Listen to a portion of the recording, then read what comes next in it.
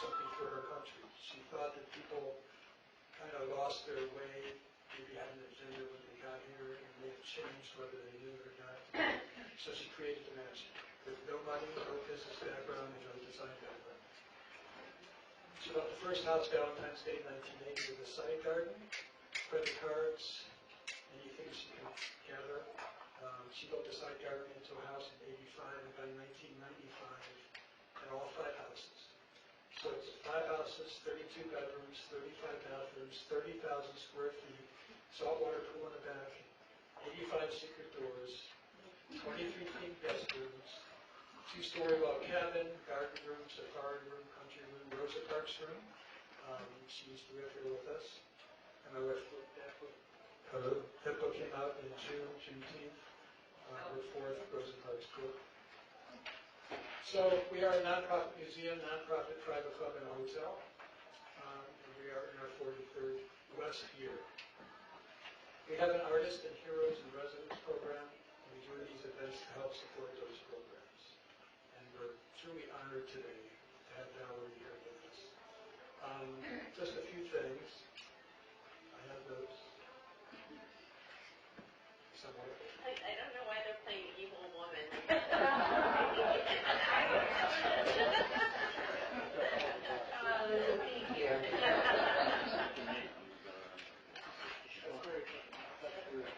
Yeah, I could take a joke. Anyway, let me turn that down. I'm sorry. I don't do that right here. You have the control. Maybe a control's bringing it. Multitasking. You should be doing a stand-up. We'll laugh on it. Stand it out there. So anyway,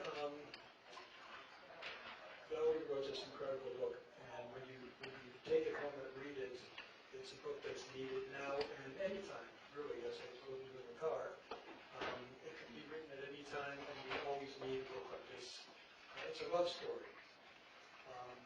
It's a love story about family, a love story about commitment, about country, a love story about beliefs, trust, communication, truth. Did I say family? It's a true love story, and it's just enjoyed reading it. Thank you. And we appreciate you writing it. So I'm just going to ask you a few questions, and hopefully you'll get into more detail, and then we can have some questions from the audience. Okay. Just so you know, at any time. Check 1, 2. There are 2 restrooms back here and 2 around the corner, and the bar will be open. You know you have to go to the bar. It's okay, just bring me back one. I know you heard blah, blah, blah, bar, blah, blah, blah. So I'm just going to jump kind of in the middle of the book because there's one part that I really, truly enjoyed. My favorite part of the book, and it was when Joe was running for Newcastle County Councilman. And you were teaching in school. And you had a room full of classmates, students, and you got them involved. And I just can't even imagine running any kind of campaign, but to come from what am I doing? I'm just going to sit in my pants. Getting them involved was just a genius thing. So can you please tell us about that? Well, I was starting teaching, a first-year teacher at Wilmington Friends, which is a Quaker school. And it was a bastion. It was I think a elite or well-to-do private school, college prep. Every parent there, I think, was a Republican. The teachers were Democrats. But the philosophy of the school of Quakers that have gotten every man was something that appealed to me. So I taught the upper school, 9 through 12. And there were only 250 kids in the school.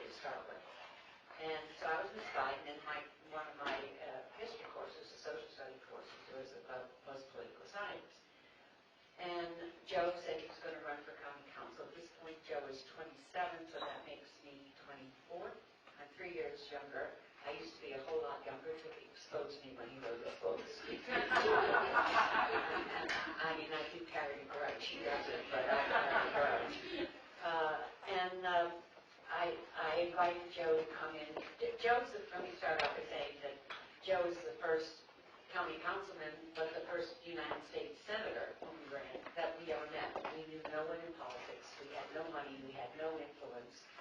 And then we had no structured Democratic Party in the state of Delaware. It was disintegrating. We were a segregated state, and the Democratic Party was old school. The socially progressive party was the Republican Party on some issues. But anyhow, we are now running for county council, and I told my kids, I invited Joe to come in to speak to the student body, and they all really liked him. I mean, he in 1970 and in 1972, there was really a combustible relationship between the issues and youth. The energy was pulsating. And remember in 72, when we ran in 72 for Senate, we ran to end the war in Vietnam, to against the war, for civil rights, and we were one of the first campaigns in the nation to ever talk about the environment and save the planet Earth. So I bring Joe comes in and speaks to the kids. We have a sign-up sheet in the back after the assembly, and maybe 80 kids, the whole upper school signed up that they were going to work, that they liked him. And then it came time to actually go campaigning. And I told my kids that they could sit in the classroom, which was good, and hear my profound words of wisdom on political science, or else they could go out in the real world and engage in politics. And if they didn't want to help in the campaign, that was okay with me. I was just going to flunk them. And they were not sure whether Miss Biden was kidding or not. I would be fired for that today, even pretending to say that. So when 1972 came around, the press called us the Children's Crusade. They dubbed it the Children's Crusade because nobody took us seriously, especially our opponent, who was a wonderful man. There's not one ugly word in the entire campaign. And the man we ran against, Senator Joe Box, had been twice governor, 3 times House, and was running for his 3rd time in the United States Senate. In the Nixon landslide year against George McGovern lost everything. Every Democrat throughout the country lost. And we won by 3,163 votes. But there's more to that story. I won't get ahead of myself.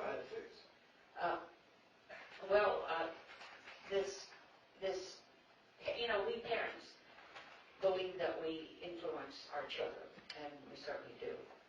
But our kids influence us more. And when this is what I think that those 3,163 votes came from. Of course, labor helped us, environmental groups helped us, but not a whole lot, because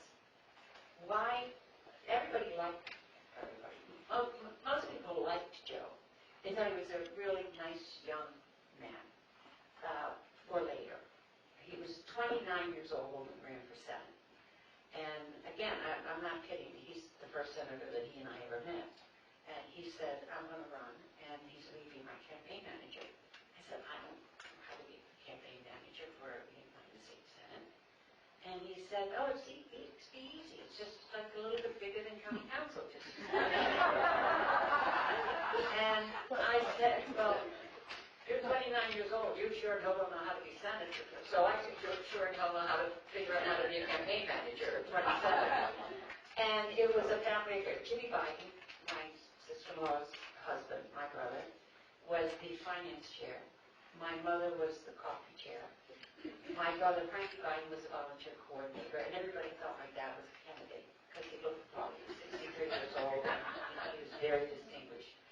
And so I think that I'm back to 3,163 votes. These good groups said, Joe, why are we going to take our money and dump it in a dark hole?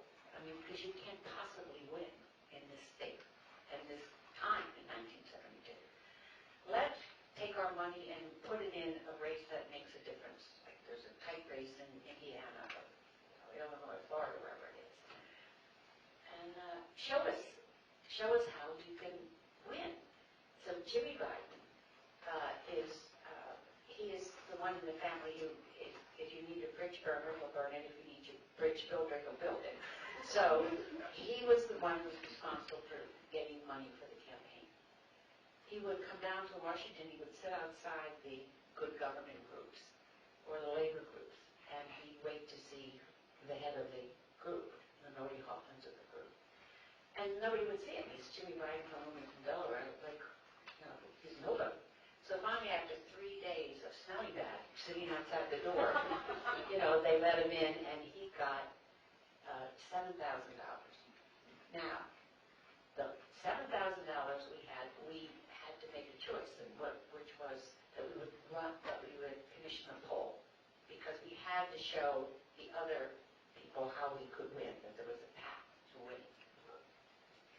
The Labor Day weekend before the November election, 6 weeks out, that's when we started in the old days, campaigns really in earnest, was after Labor Day. We took a poll, all this money that we had, and we had a 16% recognition factor in the state, and the 17% favorable. That 1% was because we were a Democrat. We won 6 weeks later. And the reason that we won, the other name that the press gave us was we were the Biden post office. And it was these kids. It became the thing to do. They, at Friends, when the football player came after practice to the office of the campaign headquarters, so did the cheerleader, so did the kid who studied in the back room, the freshman who was shy. It's the first time they all came together.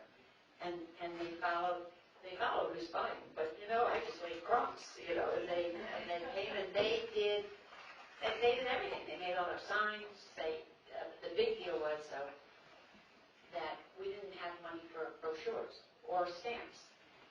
So every weekend for 6 weeks, between Labor Day and Election Day, we hand-delivered 150,000 pieces of literature throughout the state of Delaware on the ride machine. Yeah, like a newspaper, like the Screamer, the Daily Newses.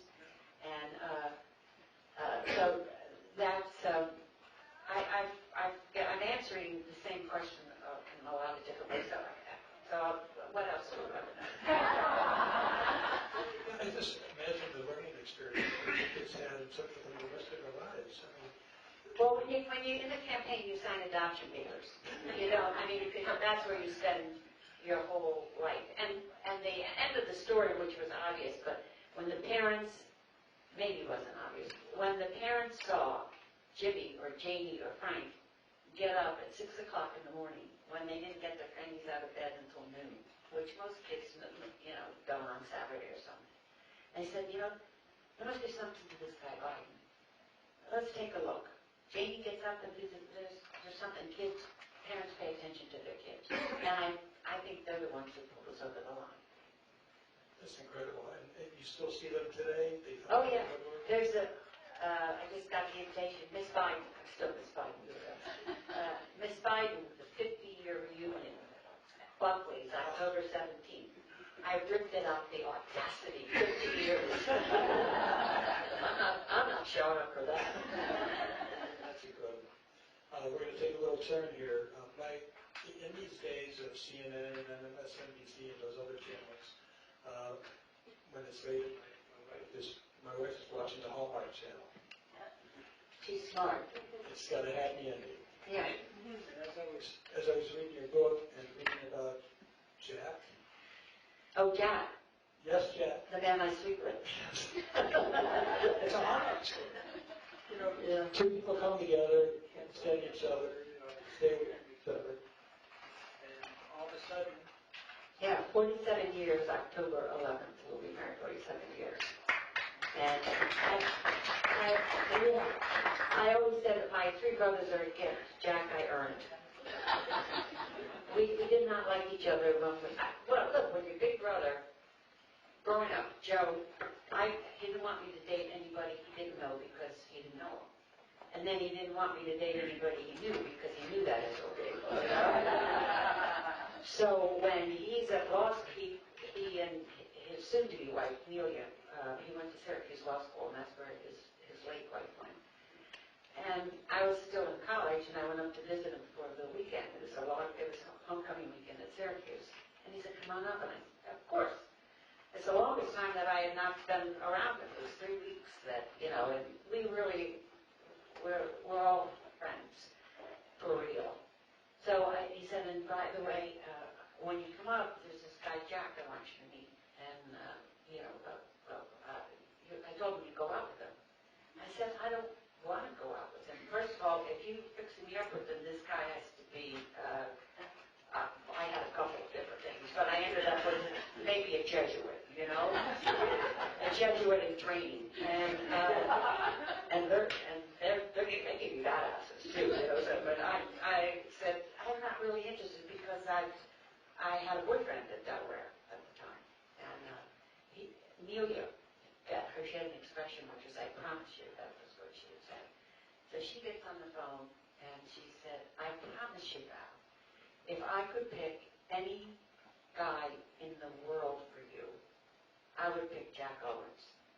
And I thought, oh, well, maybe I won't get pinned this weekend unless I go and study. And so I went up 2 weeks later and we met, and it was combustible, as in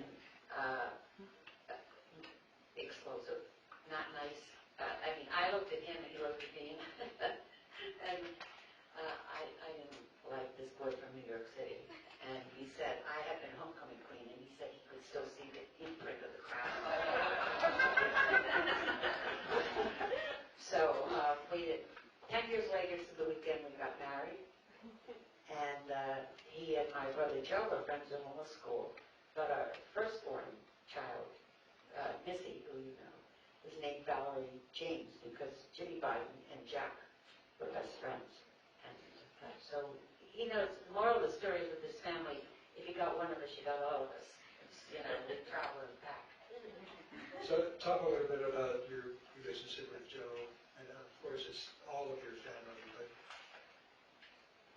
throughout the book, there's a decision to be made, and you make a decision, and it comes back to Joe because, of course you're a woman and you're making this decision.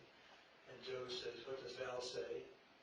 And whatever that is, you just don't think I want to know. One of my favorite instances was the commercial. Hear about that. Okay, so we are in the 1996 campaign for Senate, and which was our 5th re-elect. And we had a good media consultant before, but I thought they were bees, and I thought Joe, again, he's an A, and I wanted A work. And so I said to Joe, I want to get a new media consultant.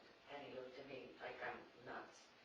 And he said, well, I'm not firing the other guys. And I said, I'll be happy to. It's okay. So they're nice people, but they weren't it for us. I had this new media consultant. His name was Joe Slade-White. And we go through the campaign, and we're expected to win, which is why we only got B work, because nobody really they didn't think they had to worry about it. We'd be okay. So we didn't raise a lot of money. Jimmy didn't have to raise a lot of money because it wasn't going to be that hard a race, except in the last 2 weeks of the campaign, the Republicans dropped a $3 million ad buy on us, which was through print and radio and TV, which is a lot of money. So Jimmy's going around scraping to find money, and we had to go on. There was one option, which we had to go on to Philadelphia TV. So which was the 5th most expensive market in the country, because we couldn't get all the whip drops out in time with the 10 days that we had, and that's the fastest way to meet the people. So we're now in Clinton Dole election. I mean, the whole TV is all ads from dog catchers, to president. So to cut through that is a lot. So we have 1 week. Joe and I are on the extension, and this is the old days of the kitchen wall phones, and the one in the kitchen in the living room, and we're talking to the media consultant, and what are we going to do? And Slade-White said, I don't know, but I'll know in the morning. Joe goes about his business. We do this ad. I told Joe. He said, yeah, but go ahead. We just moved with it. We had to run fast. So Joe was downstate at a farmer's meeting, and this farmer came up to him and said, and I don't want to do the accent because it will sound like I'm denigrating, but it was an old Southern, guy looking at Joe and said, "What the hell's the matter with you, boy?" And I just saw your GD commercial on the GD TV. You didn't say a GD word, and there wasn't just a GD picture. What's wrong with you, boy? And Joe said, "I don't know, but something's wrong with my sister." He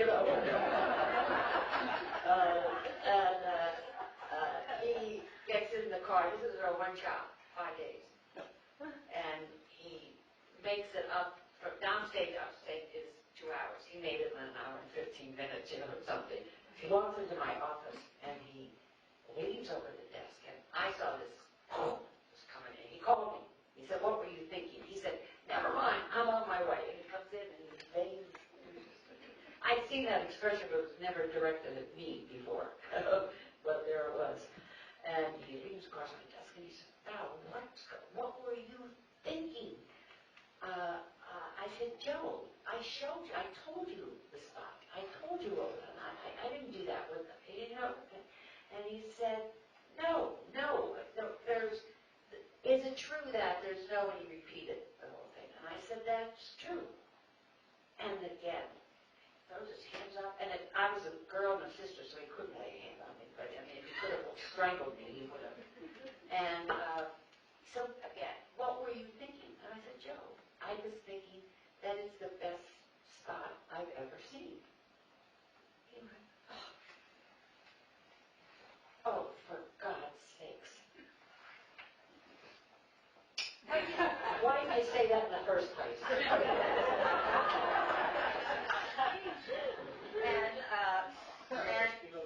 Yeah.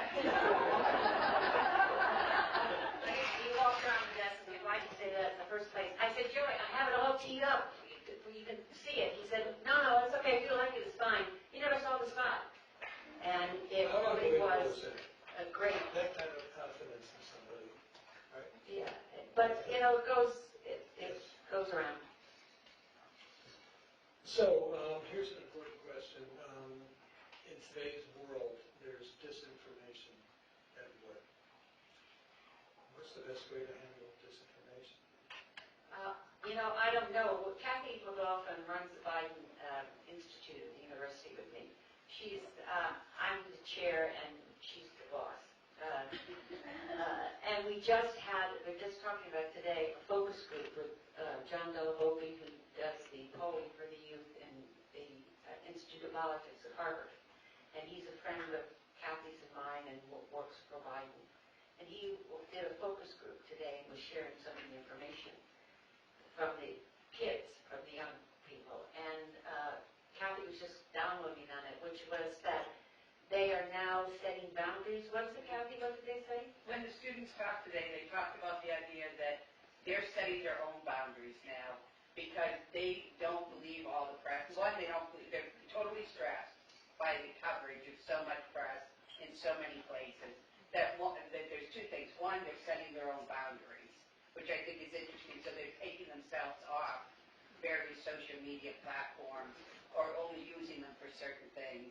And then the second thing they said, which I thought was interesting, was they talked about the fact that they go and they don't just assume because somebody said it that it's actual news. And so they say what they want to do is really look at, they Google what they read and they don't just believe it because that somebody said it, which I think is different than when you think of people on Facebook and people who are in the older demographics. They see it and they believe it. These students don't believe it, and they're because they feel so stressed, and mental health is such a big issue for young people, that they are self-selecting where and when to get their news. So I think it's going to be an interesting progress. It's an evolution, and we had a couple seminars at the university for mental health and emotional health. Mental health doesn't mean it still has such a ring.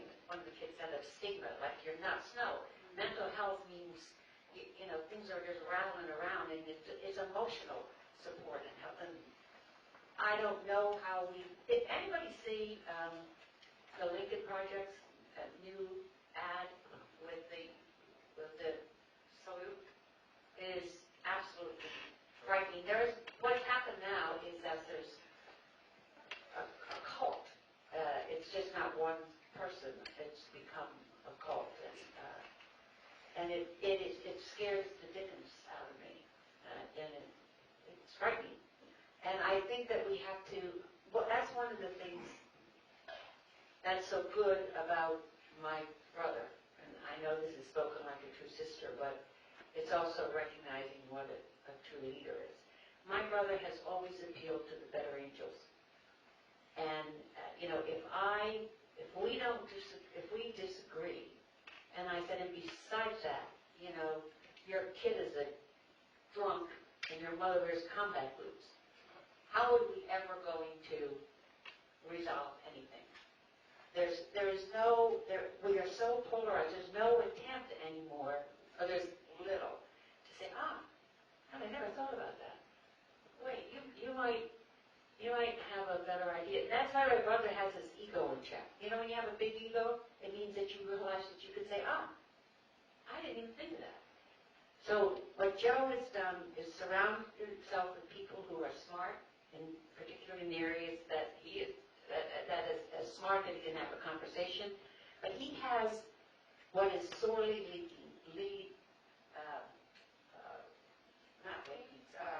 lacking, thank you, sorely lacking in the country, and that's empathy. And that comes from, sometimes our greatest, adversity builds character. I mean, as much as you would shield your kid or your spouse or your friend from having adversity, it really, it molds the character much more than the victory, the spoils of victory.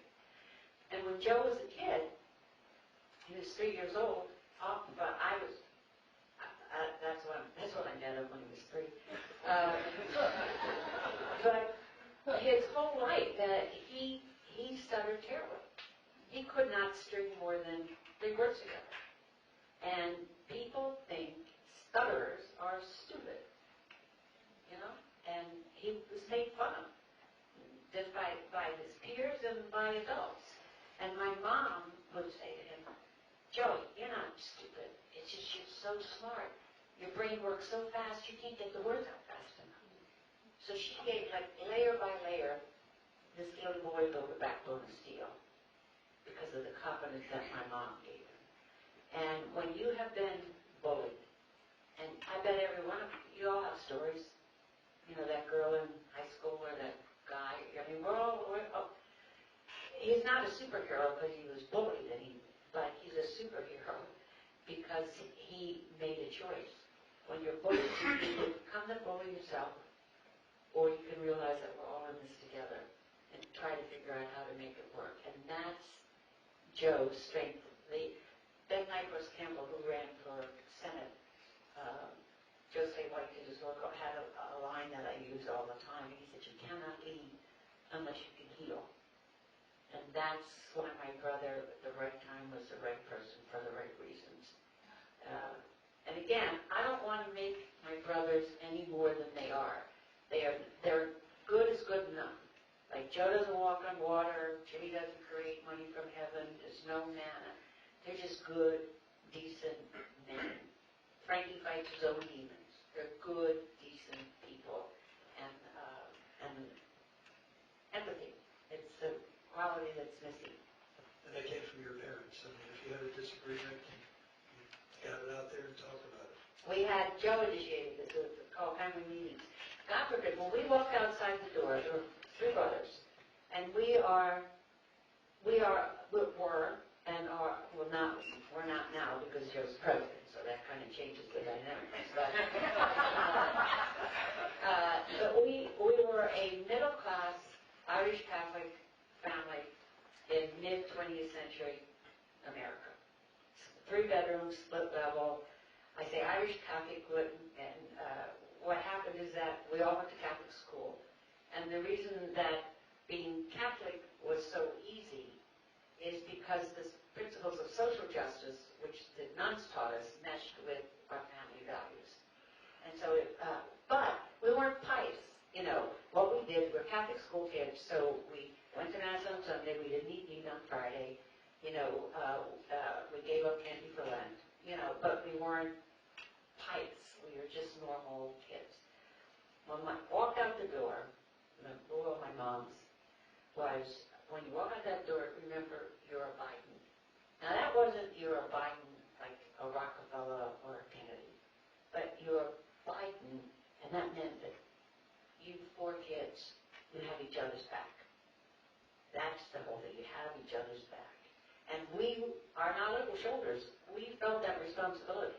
God forbid that you would say a harsh word, let alone lay a hand on your brother or sister. I mean, that would have disappointed my parents terribly, and disappointing our parents terribly would be crushing to us.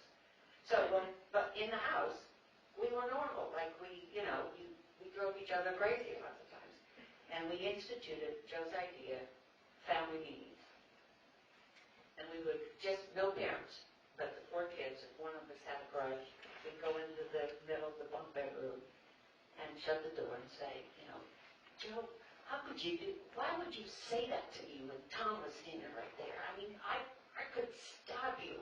And he'd say, oh God, did I say that? Or oh, I'm really sorry, I didn't realize it. Or, Jimmy might say, yes you did, you realized it. You realized it. So we would get the hurt out, really and truly, and we would move on. And the other thing that we did, which was really great, is we had family fights orchestrated in the house, which meant sneak attacks in the middle of the night, and water balloon fights. And Jimmy Biden and I were always on the same team. Joe, the big one, and Frankie, the baby, who was still sucking his thumb, so it really wasn't easy, but it was really easy. Jimmy and I always beat them, because we always were the masters of the first strike. And, and the first thing you'd hear is, Mom, she's doing it again. That was Joe, the President of the United States. And can I tell one story? It's in the, so whatever Joe had done this day to me, and Jimmy, I mean, I had it, so I pulled Jimmy aside. And there's about 3 years among all of us. And so I said, Jimmy, this is it. I've had it. We gotta bring Joe down, whatever it is. I don't even know what the fight was. Maybe he took my Coke, my Coca-Cola, I mean.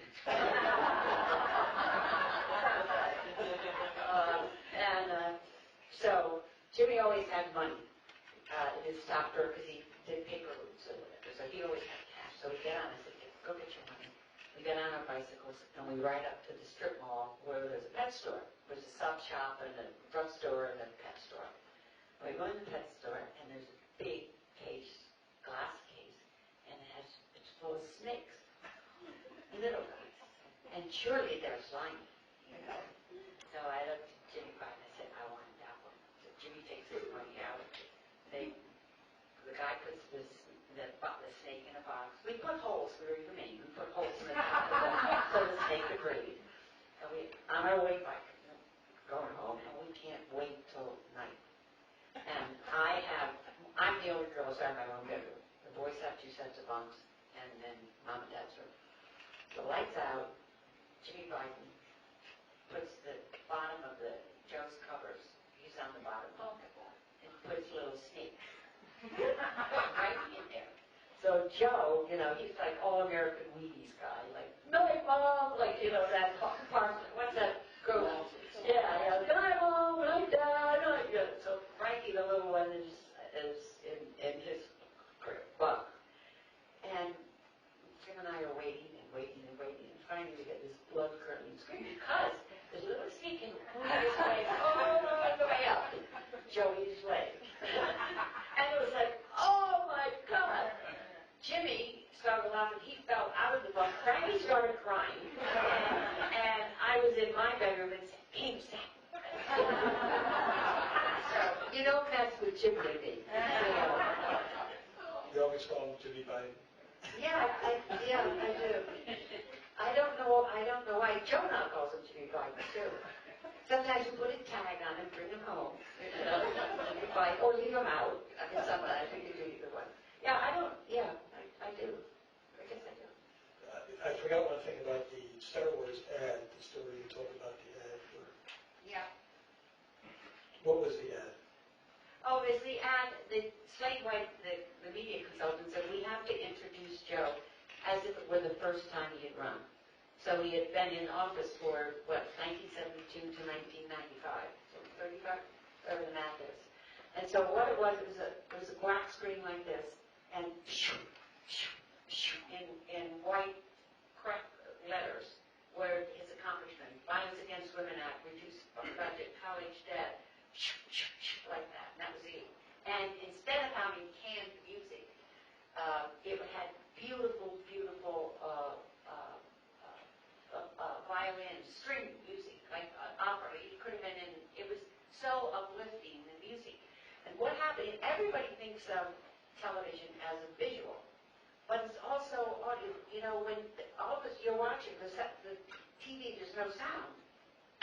You know, you look up like, what's going on? So in the spot, you know, the TV shows are going on, yak, yak, yak. And then there's this spot that comes on and there's complete silence and people went, oh, what? And choo, choo, choo. And it was like, holy Christ. And it says, don't ask them what they're going to do. Let them show you what they've done. So what it was the connection that the voter, the emotion has to be in the voter, not in the ad. The ads that were out then were the screamers, you know, vote, and remember, you kids probably don't, but it was a poster in the old days, and they would take mud and like throw it against the face of and the mud would slide down, and you know, this is no good, and I'm going to fight for you because you know, all those. It was the ads that were screaming. This one, the audience went, oh, wow, and that's the call to response, of course. You called it the Star Wars ad. I call it the Star Wars ad. Because of the Star Wars. Yeah, because all the you know, this stuff coming at you. This stuff. Positive stuff. So What? Positive stuff. Oh yes, all the things that he had done, and there were, I mean, it just for 28 seconds. I mean, it just was fast. I mean, he's done a whole lot. You know, he's a good boy. He works hard. And look what he's done. This is not. Let's talk about being happy. But continuing on with the ad, Yes. you know what he's done since he's become president? Do I know what he's done? Yes, all the accomplishments. Yes, He yes. need that ad today. Yeah. That ad needs to come out today. We got to tell Jimmy Biden to get off his ass and go raise some money. Yes. Yeah. The Democrats have no PR. I know. Listen. I am right. If I were president. But you know, the whole thing is, we really had. This is the first time that, because of the abuses before, you know, of family taking roles that don't belong, that they shouldn't. I mean, Joe was elected president. I was not elected first sister. So I'm very careful of you know, in the campaign I have a mouth and I'm being smart, but I can rule in the campaign. But there's always a line, a very strict line. Once Joe went into governance, then I did not follow in that role. Because there's a first lady. Also. Yeah, and they didn't elect her. They elected the president, and she is very conscious and holds her role with dignity and grace. Why now? Why Rachel now? Oh, there's no profound. There are two questions. Why write it? Why did I write it now? And what do I want people to get from it? The reason that I wrote it now is most of those stories in there, the vignettes. I'm a writer, and when I have emotion, whether it's happy, sad, and tragic, what I do is I sit down and write. Some people go run 5 miles or play the piano or do great art. I release my emotions by just sitting down and writing. So hundreds and hundreds of vignettes. My children, which is about emotions. My children said to me, and they've seen these through the years, and said, Mom, put those in a book. And there's stories about the family. And I said, like, who cares that I wrote on Joey's handlebars? You know? And they said, we care. I care. Put it in a book and put it for our grandchildren, your grandchildren. Put the stories down. So that's why I wrote. The hardest part was editing. I can write, but I have a very hard time editing. It's like picking which child, of hundreds and hundreds, how to put it together that you can read, and that you're interested in continuing to read it. The book is about the magic of family. And I think that once I figured out how I was going to put it together, I think that the threads that bind the fabric of family together, which are commitment and loyalty and love and heartbreak and disappointment and loss, they run through every family. Our family you know about because, Joe's a public officer, the figure. But everybody says you have so much tragedy in your family. Yeah. What about you have? That you too. It's there. And so it's empathy. What do I, this is a smart ass answer kind of. What do I want people to get out of it? I don't care. I didn't write it for a moral of the story for you. I wrote it for me, but what I would love is when you read it and when you put it down, if you said, God, she got me. That's my mom. That's my dad. I have a brother like that. So if I could connect with you in the book, then I will consider it a success. That's it. It's funny, during the last couple of years, my wife and I have traveled the country. We've been a lot of it and seen a lot of people that we know are on the other side of the aisle or don't agree with us. And as I was reading the book, I was thinking that every one of those people can relate to that book. They all have a family. They all have that same ideals that we talk about. And that's why, any time is a good time for the book, but now for sure. Especially with Joe being president after the last president. It's as if you have a yin-yang or whatever. You need to recoup. I don't even call him a yang. Or a ding, whichever one is the worst. And I make no bones. It is. We need a healer, and that's who Joe is, and this is right. Yes. If he was president before this, it would have been the same as it is now. Yeah, in hindsight, my mom said a lot of things. One of them was behind every dark cloud, there's a silver lining. She said it in a more eloquent way, but you just have to look, you have to hold on. And this is, maybe it's a rationalization, but it works for me. In '87, when we first ran for president, and we lost, we dropped out, which I talk about in the book. If we had stayed in that race, we had not dropped out, we would have been in a small plane in Iowa, flying for a couple of days before caucus when he had an aneurysm.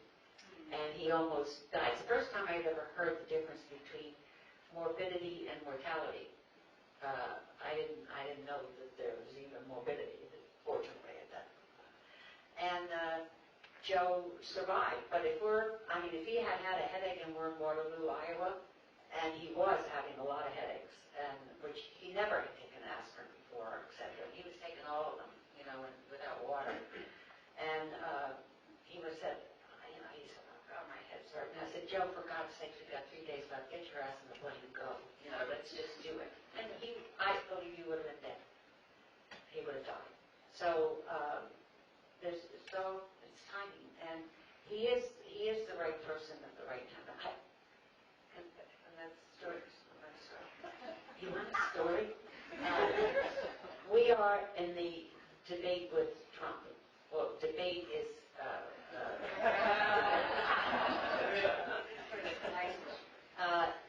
I mean, I have nothing but disrespect for that.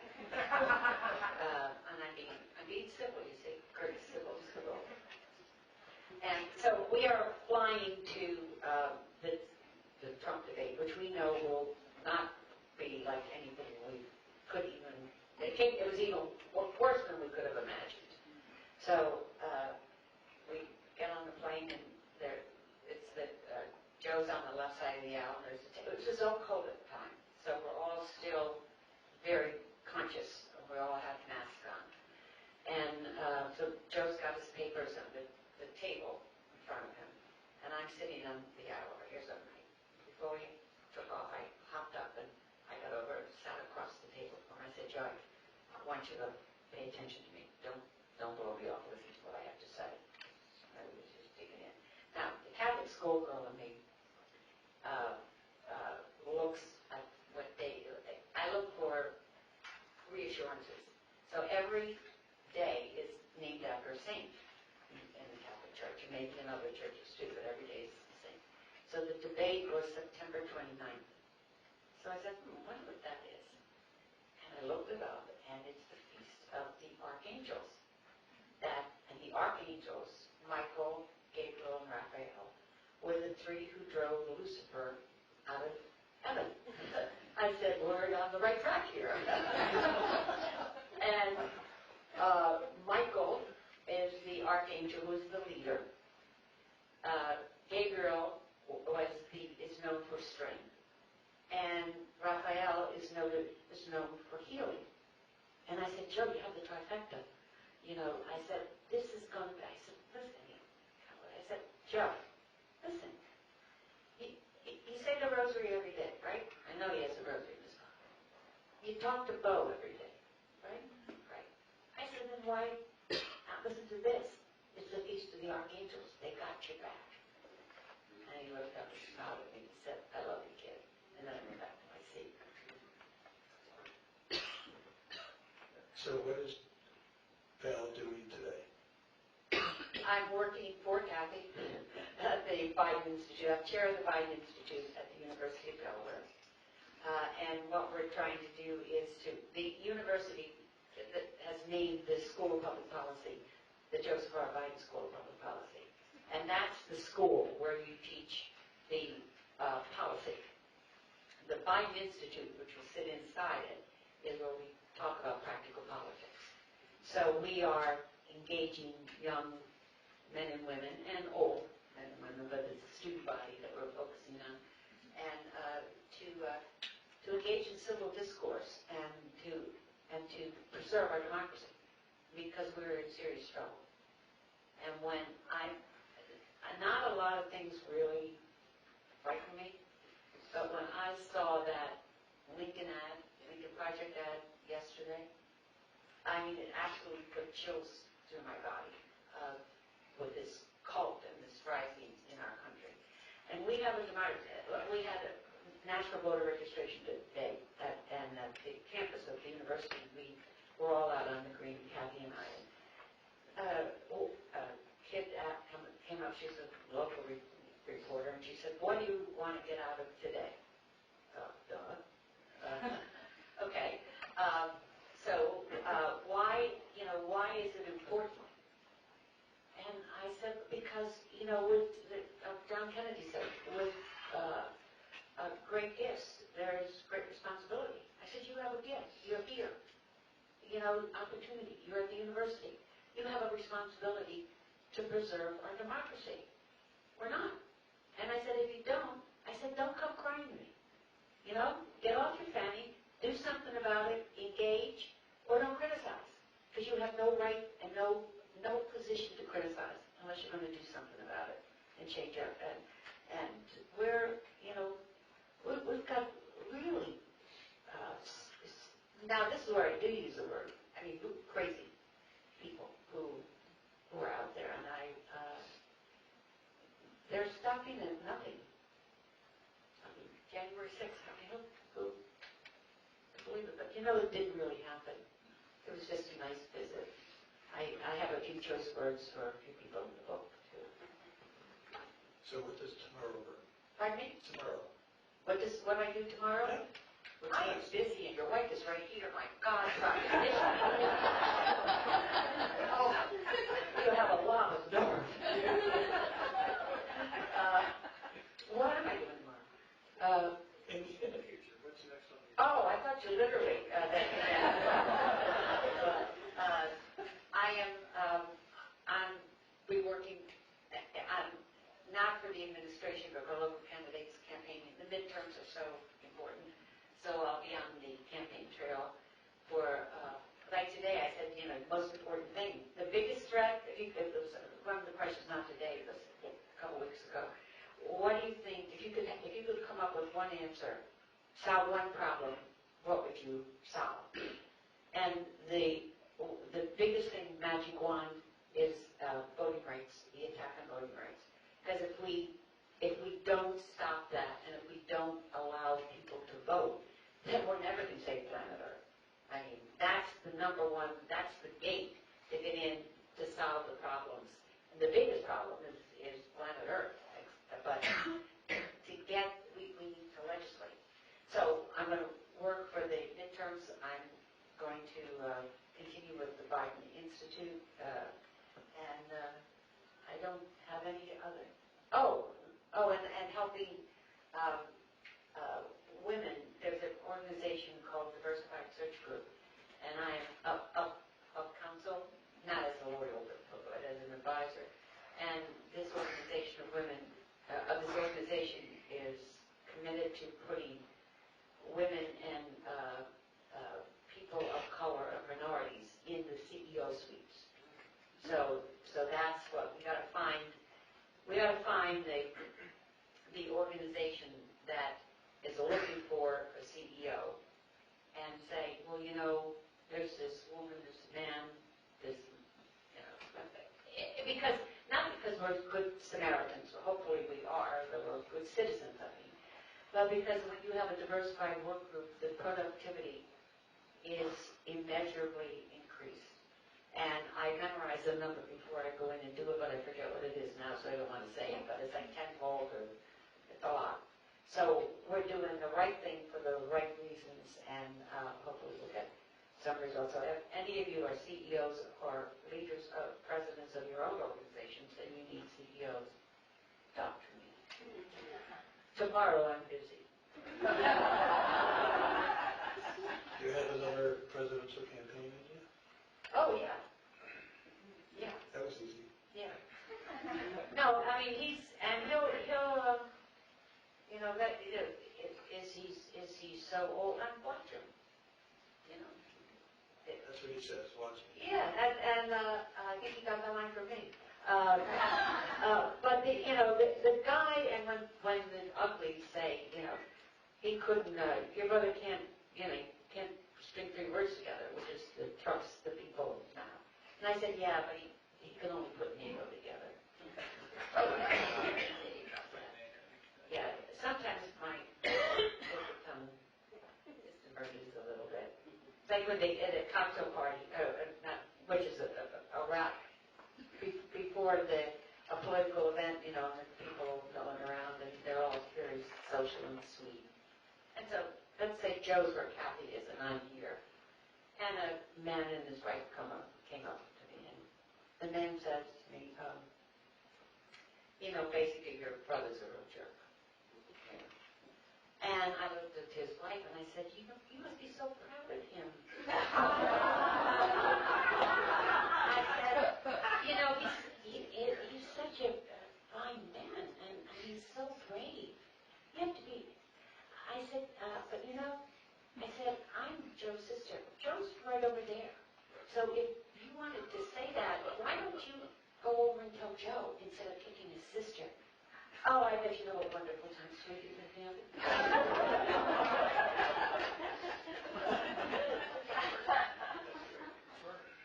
Any last stories before we... You have any questions? Yes, sir. What's your name? Scott. Scott. A comment leading to my question, because you said something really interesting. One, I didn't really, for the last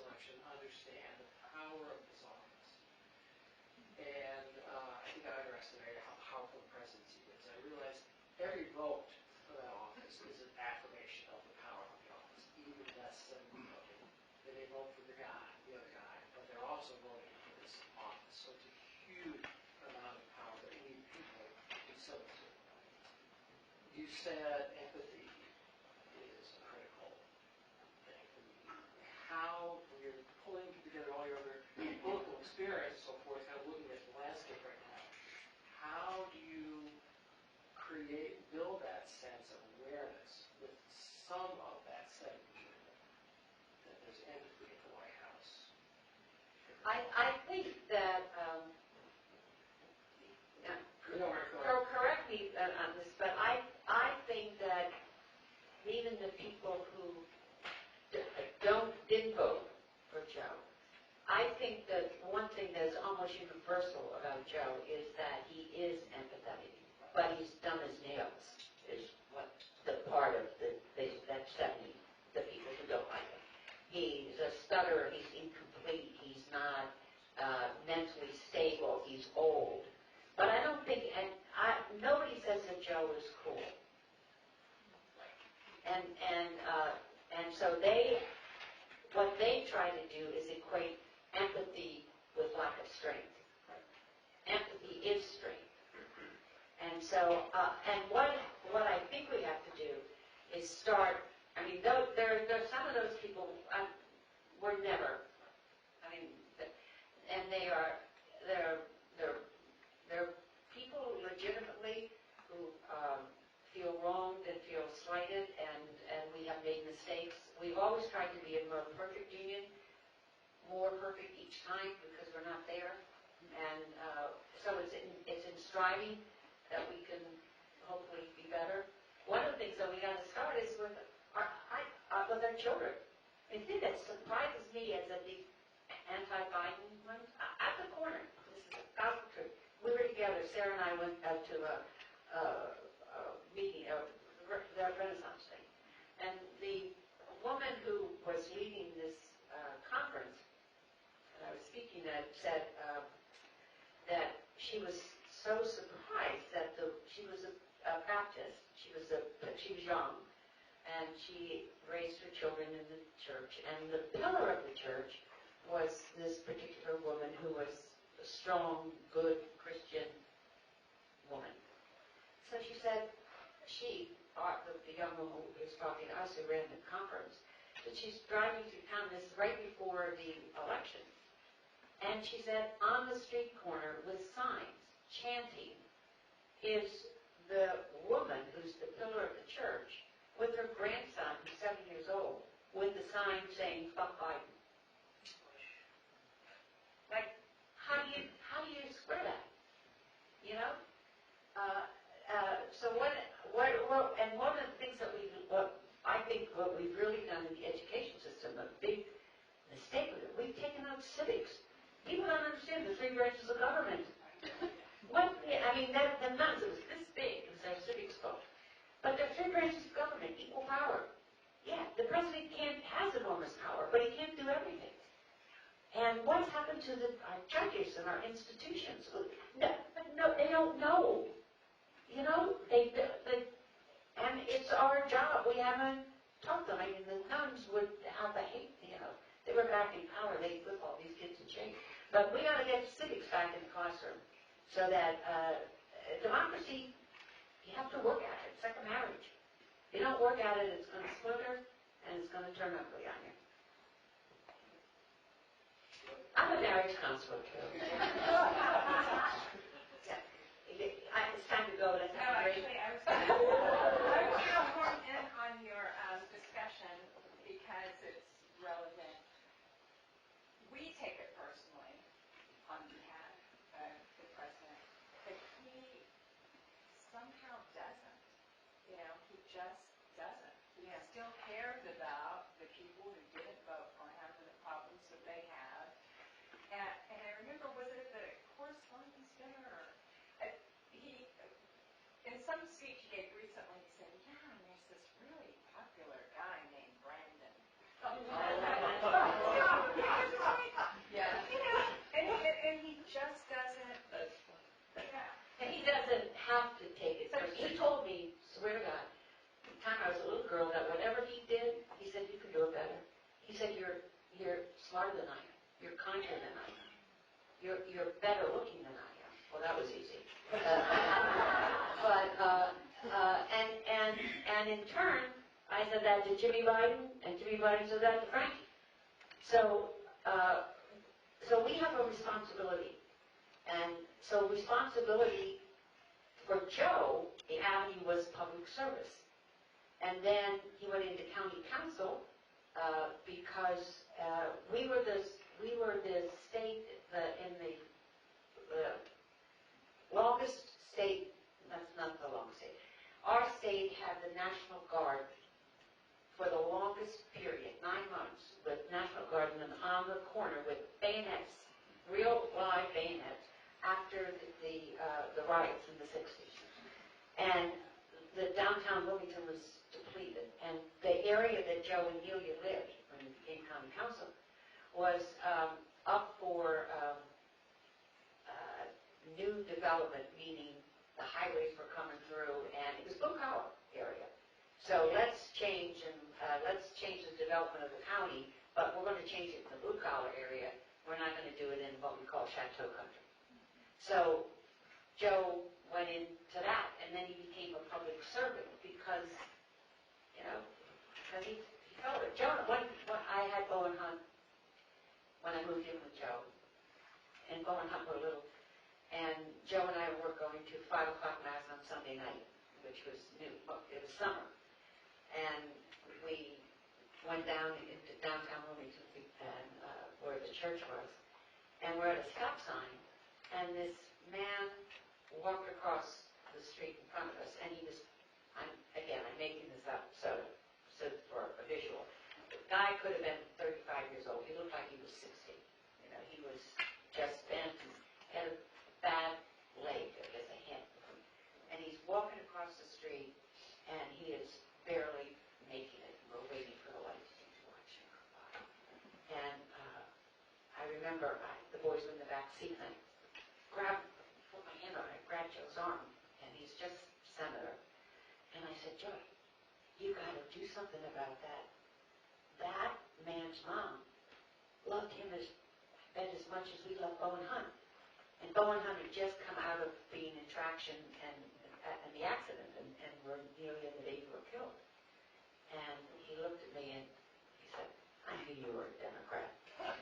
Because when I came back to Wilmington, as I said, the really cool people were all Republicans. They had their dinners at the the fancy hotels with china and silver and wine, and the Democrats were in the fire hall with plastic cups and beer. And I said, I want to be an uptown girl. I want to pay attention. Anyway, when do we have? I'll stay, but tell me what you're going to tell me when to be quiet. Okay. Well, so I believe 100% of what you're saying about the priority of voting rights.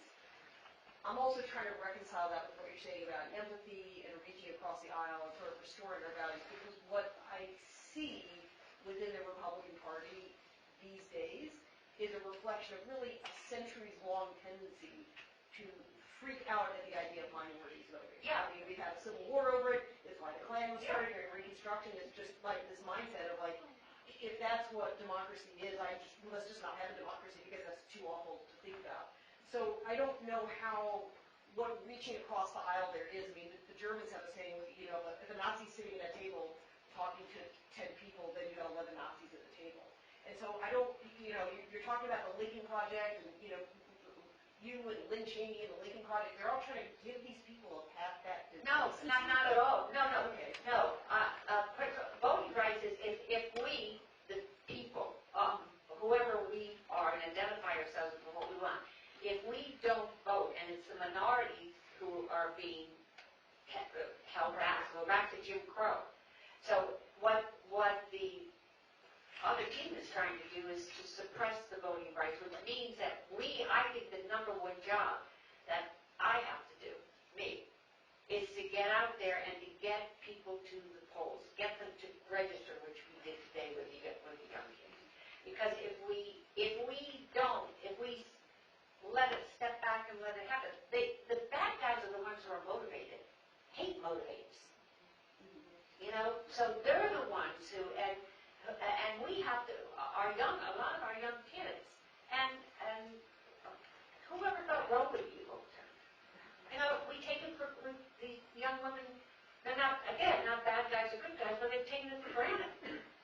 And so what I think voting rights are the essential thing that we ought to be fighting for. And there are some people that you just, that are haters for whatever reason, and they're, you know, I just got a hard copy. It was at the university yesterday. I opened the envelope to, Valerie Biden Owens, and it's filled with swastikas and saying, Heil Biden, and you're all going to die because we're coming after you. So, I get a lot of those. So maybe I'm not I'm not understanding what you're saying, and at some point the barrier, the way we can stop it, because we can't annihilate, we can't get rid of them, is we have to fight with the only tool that we have, which is the ballot box. I mean, I'm talking about maybe voting rights legislation. It just seems like the Republicans are carrying on this fight at multiple levels. Oh, absolutely. County offices. How many? 34 states. Right. There are 34 Yeah. states that have now restricted voting rights. And what we Democrats, what one of the mistakes that, hi, Tom? Yes. Hi. Good to see you guys. Yeah, where the hell did you come from? Walking by.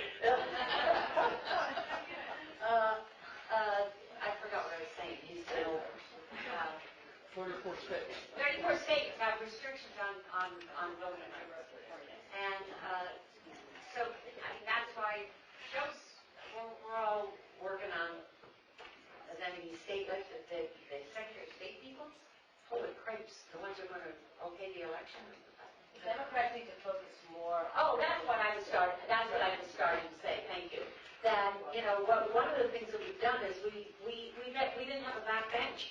We're always worried about who's going to be president, but we need schools, for God's sakes. What country are we in?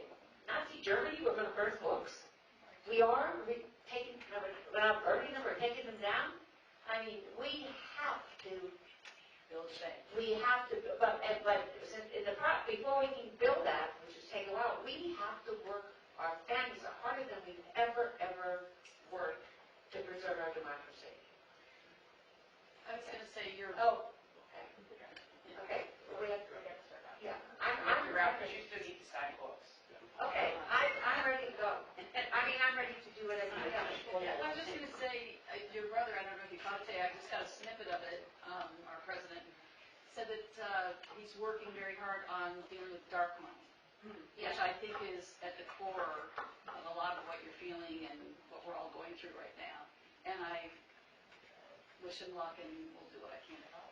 But it's You know what? I will answer your question